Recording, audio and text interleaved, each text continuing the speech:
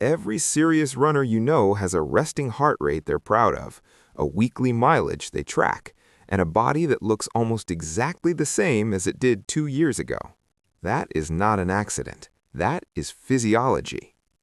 Running is one of the most popular forms of exercise on the planet, and for millions of people, it is also one of the least effective ways to burn fat, specifically because of what it does to your body's internal chemistry over time. And the exercise that outperforms it for fat burning, you can do it in a chair, you can do it at your desk, you can do it watching this video right now. I'm going to show you the science behind why this works, why running has been overcredited for decades, and why the people burning the most fat in the shortest amount of time are not the ones logging miles on a treadmill. Stick around to the end, because I'm going to show you the exact protocol, the specific numbers, the precise way to do this that makes the difference between results and wasting your time. Let's start by dismantling the running myth. Not because running is bad, but because the way most people do it is almost perfectly designed to minimize fat loss. When you go for a steady-state run, the kind most people do, a comfortable pace for 30 to 45 minutes, your body enters what exercise physiologists call the aerobic fat-burning zone. And yes, during that run, you are burning fat. That part is true. But here is what the treadmill calorie counter is not showing you. Your body is extraordinarily good at adaptation. It is, in fact, the most sophisticated adaptation machine in the known universe. And the moment you begin running regularly, your body starts making adjustments to ensure that running costs it as little energy as possible. It becomes more efficient. It reduces the calories burned per kilometer. It adjusts hormone levels to preserve fat stores, particularly in women, because from an evolutionary standpoint, sustained cardio signals to your body that food may be scarce, and the most logical response to that signal is to hold on to its energy reserves.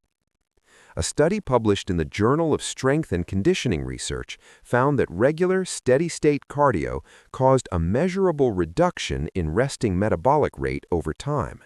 Your metabolism, the rate at which your body burns calories at rest, actually slows down in response to chronic cardio. You run more, you burn less. The body adapts. There is also the compensation effect. Research from Louisiana State University tracked calorie intake in people who started running programs and found that the majority unconsciously increased their food consumption, not by a little, but by enough to fully offset and in many cases exceed the calories burned during exercise. Your body's hunger hormones, particularly ghrelin, spike after sustained cardio in a way they simply do not after shorter, more intense exercise. Running makes you hungrier in a way that is very difficult to override with willpower alone. None of this means running is useless. Running is excellent for cardiovascular health, mental health, bone density, and longevity. But if your primary goal is fat loss, steady-state running is one of the least efficient tools available to you. So what beats it? The answer is resistance training, specifically low-load resistance exercise. And here is the part that changes everything. You can perform a highly effective version of it while seated. Before I explain the protocol, let me explain the mechanism, because once you understand why this works, the logic is impossible to argue with. Muscle tissue is metabolically expensive. Pound for pound, muscle burns significantly more calories at rest than fat tissue does. Every pound of muscle on your body burns approximately 6 calories per day doing absolutely nothing. That sounds modest until you consider what happens when you build and maintain lean muscle mass consistently. Your resting metabolic rate, the number of calories your body burns simply to keep you alive, increases permanently. Not just for the hour after exercise, the way it does with cardio. Permanently, for as long as you maintain that muscle. This is what exercise scientists call the afterburn effect, or more technically, excess post-exercise oxygen consumption, EPOC. After a resistance training session, your body continues burning elevated calories for up to 48 hours as it repairs muscle fibers, synthesizes new protein, and restores oxygen levels. A 30-minute resistance session can generate more total fat burning over a 48-hour period than a 45-minute run generates in its immediate aftermath. A landmark meta-analysis published in Obesity Reviews, which examined 66 separate studies on exercise and fat loss, concluded that resistance training produced superior fat loss outcomes to aerobic exercise when total time investment was equivalent. Superior, not equal, superior. And the seated version of this, which I'm about to explain, is not a compromise or a shortcut. For a specific population and a specific physiological reason, it is actually more effective than standing resistance exercise at triggering the metabolic response we're looking for. Here is why. The largest muscles in your human body, by a significant margin, are in your lower body, your quadriceps, your hamstrings, your glutes, your calves. These muscles collectively account for roughly 60% of your total muscle mass. When you engage them, even partially, even without heavy weights, the metabolic demand on your body is enormous compared to exercises that target smaller muscle groups. Seated resistance exercise, done correctly, places these massive lower body muscles under sustained isometric and isotonic tension without requiring you to stand, jump, run, or put impact stress on your joints. For people over 40, for people with knee or hip issues, for people who spend long hours at a desk, for anyone who finds high-impact exercise either inaccessible or unsustainable, this is not the consolation prize. This is the smarter option. There's a retention point here I want you to pay attention to, because the next section is where the specific protocol lives, and the protocol is everything. The difference between this working and not working comes down to 3 variables: muscle selection, time under tension, and frequency. Get these wrong and you're doing gentle stretching. Get them right and you are running your metabolism hot for the next 2 days from a chair. The exercise is called seated isometric and isotonic lower body resistance training. Let me break that down into plain language. Isometric means your muscle is contracting without moving. You are creating tension and holding it. Isotonic means the muscle is contracting through a range of motion, shortening and lengthening under load. Combining both in the same session is what generates the epoch response that makes this so effective. Here is the exact protocol. The first movement is the seated leg press against resistance. If you have a resistance band, loop it under your feet and hold the ends in your hands. If you have no equipment at all, press your feet flat against the floor and drive downward as hard as you can while simultaneously pressing your hands against your thighs and pushing up. You are creating resistance against yourself.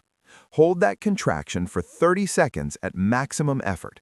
Rest for 15 seconds. Repeat 4 times. What you are doing is placing your quadriceps, hamstrings, and glutes under maximum isometric tension. These are 3 of the 4 largest muscles in your body. The metabolic cost of contracting all 3 simultaneously at maximum effort for 30 seconds is significantly higher than most people expect from something that looks this subtle. The second movement is the seated hip hinge. Sit at the edge of your chair, feet flat on the floor, hip width apart. Hinge forward from your hips, not your waist, until your chest is close to your thighs, and then drive back upright by squeezing your glutes hard at the top. The key is the glute contraction at the top. Hold it for 2 full seconds before releasing. Perform 15 repetitions, 3 sets. This movement activates the gluteus maximus, the single largest muscle in the human body, in a way that almost no seated exercise typically does. The third movement is the seated calf raise with isometric hold. Both feet flat on the floor. Raise your heels as high as they will go, driving through the balls of your feet. At the top, squeeze hard and hold for 3 seconds. Lower slowly. Take 3 full seconds on the way down.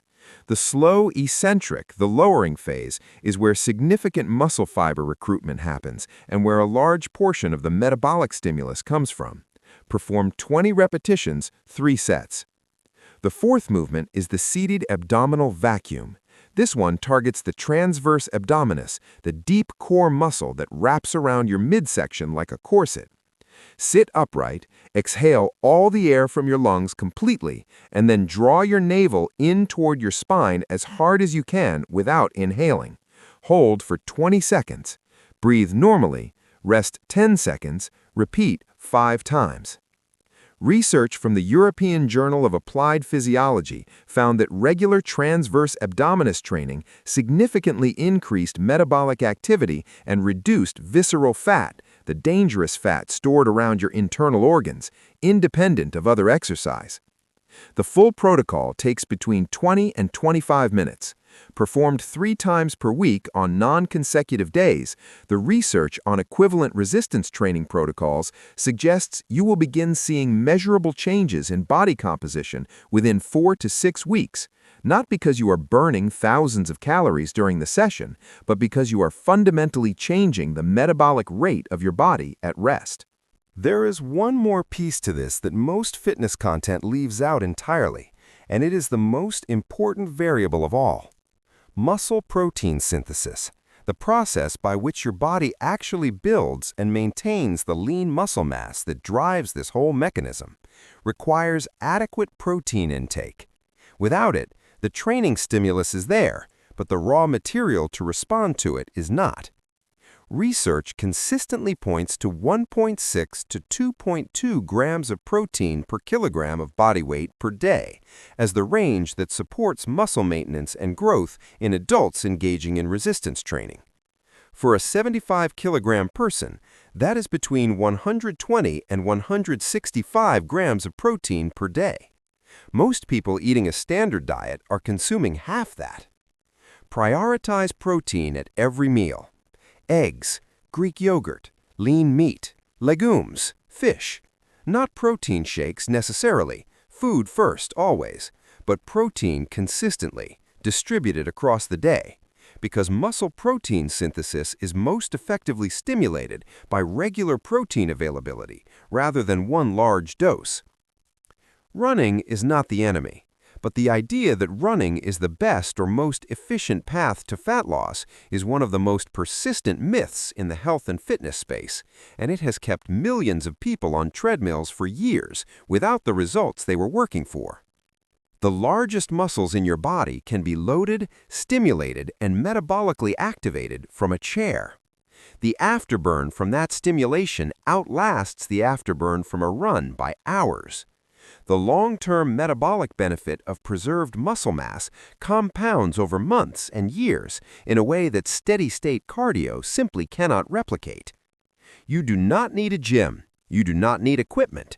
You need 20 minutes, a chair, and the willingness to make your muscles genuinely work. If this video gave you something useful, a new way of thinking about fat loss that actually makes physiological sense, hit the like button and share it with someone who has been running for 6 months without results. They need to see this.